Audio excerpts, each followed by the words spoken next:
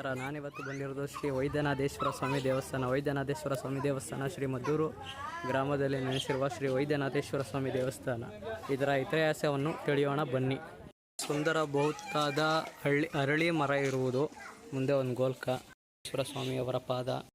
ವೈದ್ಯನಾಥೇಶ್ವರ ಸ್ವಾಮಿ ದೇವಸ್ಥಾನದ ಹೊರಗಡೆ ಹೋಗುವ ದ್ವಾರ ಬಾಗಿಲು. ಇದು ಶ್ರೀ ನಂದೀಶ್ವರ, ಕಾಲಭೈರೇಶ್ವರ ದೇವರು, ಮರಳೇಶ್ವರ ದೇವರು,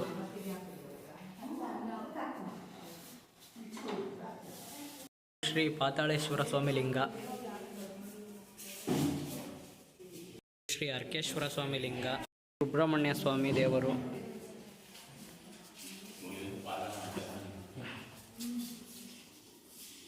ಪರಶುರಾಮ ಅಖಂಡ ಸ್ವರೂಪ.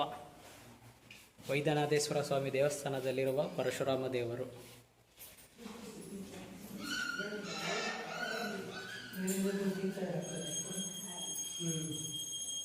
ಇವರು ಗ್ರಾಮ ದೇವತೆ ವೈದ್ಯನಾಥಪುರದ ಬೆಟ್ಟದಮ್ಮ. ಶ್ರೀ ಭಂಗೇಶ್ವರ. ಮಾಹಿತಿಯನ್ನು ಸ್ವಾಮಿಗಳ ಹತ್ರ ಕೇಳೋಣ ಬನ್ನಿ. ಇವರೇ ವೈದ್ಯನಾಥ ದೇವಸ್ಥಾನದ ಅರ್ಚಕರು, ಷಣ್ಮುಖ ಸುಂದರ ಸ್ವಾಮೀಜಿ ಅಂತ. ಇವರ ಬಗ್ಗೆ ಸ್ವಾಮಿಯ ಇತಿಹಾಸವನ್ನು ತಿಳಿಯೋಣ ಬನ್ನಿ. ಸ್ವಾಮಿ ಮಾತಾಡಿ. ಇದು ಸ್ವಯಂಭೂ ಲಿಂಗ 2000 ವರ್ಷಗಳಿಂದ ಉದ್ಭವ ಆಗಿರೋದು. ಇಲ್ಲಿ ಚರ್ಮ ಕಾಯಿಲೆಗಳ ಆರೋಗ್ಯದ ಸಮಸ್ಯೆ ಏನಾದರೂ ಇದ್ದರೆ ಒಂದು 5 ಸೋಮವಾರ ಬಂದು ಇಲ್ಲಿ ನದಿಗೆ ಸ್ನಾನ ಮಾಡಿ ಒದ್ದೆ ಬಟ್ಟೆನ ಪ್ರದಕ್ಷಿಣೆ ಮಾಡಿ ಉತ್ತದ ಪ್ರಸಾದನ ಸ್ವೀಕರಿಸಿದರೆ ಏನೇ ಸಮಸ್ಯೆ ಇದ್ದರೆ ನಿವಾರಣೆ ಆಗುತ್ತೆ ಅಂತೇಳಿ ಪ್ರತೀತಿ. ಉತ್ತದ ಪ್ರಸಾದನ ಬೆಳಗ್ಗೆ 10ರಿಂದ 1 ಗಂಟೆ ತನಕ ಕೊಡ್ತೇವೆ. ಇದು ಪ್ರತಿ ದಿವಸ ಇರುತ್ತೆ. ಮತ್ತು ಹುಣ್ಣಿಮೆ ಅಮಾವಾಸ್ಯೆ ದಿವಸಗಳಲ್ಲಿ ಪ್ರಸಾದ ಸಿಗಲ್ಲ. ಆ ಪ್ರಸಾದ ಸ್ವೀಕರಿಸಿ ನಿಮಗೆ ಏನೇ ಸಮಸ್ಯೆಗಳಿದ್ದರೂ ನಿವಾರಣೆ ಆಗುತ್ತೆ. ಅದಕ್ಕೆ ವೈದ್ಯನಾಥೇಶ್ವರ ಅಂತ ನಾಮಾಂಕಿತ ಮಾಡಿ ಒಳಗಡೆ ಇದು ಚತುರ್ಯುಗ ಮೂರ್ತಿ ಅಂತ ಹೇಳ್ತಾರೆ. ಏಕೆಂದರೆ ಪರಶುರಾಮರ ಪೂಜೆ ಮಾಡಿದ್ದರಿಂದ ಚತುರ್ಯುಗ ಮೂರ್ತಿ ಅಂತ ಹೇಳಿ ವೈದ್ಯನಾಥೇಶ್ವರ ಅಂತೇಳಿ ಅವರ ಪೂಜೆ ಮಾಡಿದ್ದಾರೆ. ಅವರೇ ಇಲ್ಲಿ ಪೂಜೆ ಮಾಡಿ ಸರ್ವ ಜನಗಳಿಗೂ ಒಳ್ಳೆಯದಾಗಲಿ ಅಂತೇಳಿ ಸೂರ್ಯನಾರಾಯಣ ಸ್ಥಾಪನೆ ಮಾಡಿದ್ದಾರೆ. ದೇವರ ಹಿಂಭಾಗದಲ್ಲಿ ಸೂರ್ಯನಾರಾಯಣ ಗುಡಿ ಇದೆ. ಸ್ವಾಮಿದು ಎಷ್ಟು ವರ್ಷದ ದೇವಸ್ಥಾನ?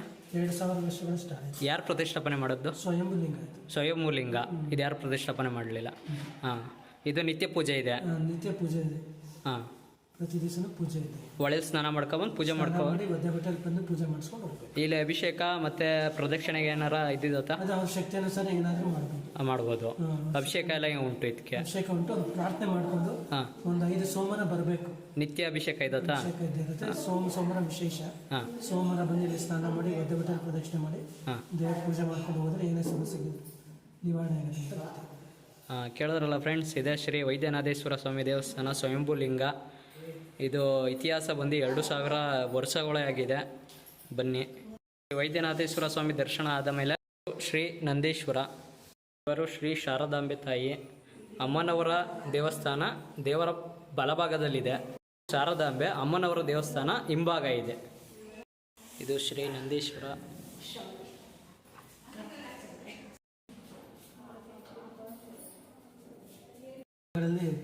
ದೀಪಾವಳಿ ಹಬ್ಬ 4 ಸೋಮವಾರ ವಿಶೇಷ ಇರುತ್ತೆ. ಮತ್ತು ರಥೋತ್ಸವ ನಡೆಯುತ್ತೆ ಫೆಬ್ರವರಿ ತಿಂಗಳಲ್ಲಿ. ರಥಸಪ್ತಮಿಯಾಗಿ 15 ದಿವಸಕ್ಕೆ ಅಲ್ಲಿ ರಥೋತ್ಸವ ಒಂದು ದಿವಸದ ರಥೋತ್ಸವ ಇದು.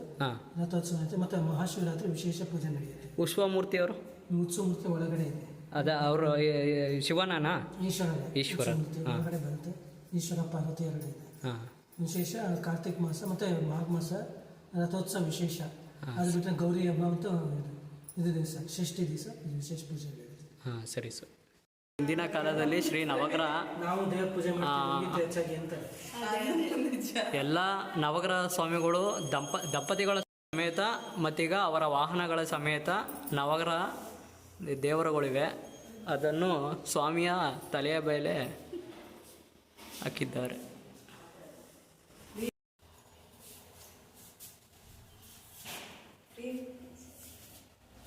ದೇವಸ್ಥಾನದಲ್ಲಿರುವ ಬಸವಣ್ಣ. ಇದನ್ನು ಪ್ರವೇಶಕ್ಕೆ ಹೊರಗಡೆ ಎಲ್ಲ ಕರ್ಕೊಂಡು ಹೋಗ್ತಾರೆ. ಇವರೇ ಅವರ ನಿರ್ವಾಹಕರು. ಬಸವಣ್ಣ 14 ವರ್ಷ ವಯಸ್ಸ. 14 ವರ್ಷದಿಂದ ಇಲ್ಲೇ ಇದೆ. ಬಸವೇಶ್ವರ ಕುಳ್ಳಪ್ಪ. ಭಕ್ತಾದಿಗಳ ಮನೆಗೆ ಹೋಗ್ಬೇಕಂದ್ರೆ ಇವ್ರನ್ನೇ ಸಂಪರ್ಕಿಸಿ ದೇವಸ್ಥಾನಕ್ಕೆ ಬಂದು. ದೇವಸ್ಥಾನದಲ್ಲಿರುವ ಶ್ರೀ ಸೂರ್ಯನಾರಾಯಣ ಸ್ವಾಮಿ. ಬಲಭಾಗದಲ್ಲಿ ಗಣಪತಿ, ಎಡಭಾಗದಲ್ಲಿ ಸುಬ್ರಹ್ಮಣ್ಯ ಸ್ವಾಮಿ. ಇದು ಶ್ರೀ ಪಾರ್ವತಿ ಅಮ್ಮನವರು ವೈದ್ಯನಾಥೇಶ್ವರ ಸ್ವಾಮಿ ದೇವಸ್ಥಾನದ ಹಿಂಭಾಗದಲ್ಲಿದ್ದಾರೆ. ಪರಶುರಾಮನ ವಿಗ್ರಹ ಇದು. ಪರಶುರಾಮ ಜಪದಲ್ಲಿ ಕುಳಿತಿರುವ ವಿಗ್ರಹ.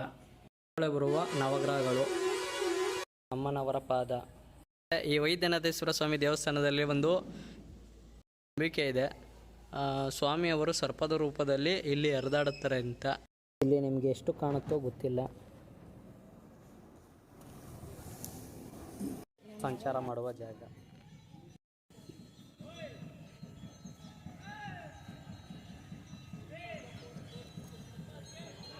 ಲೈಕ್ ಮಾಡಿ, ಶೇರ್ ಮಾಡಿ, ಕಮೆಂಟ್ ಮಾಡಿ. ಧನ್ಯವಾದಗಳು.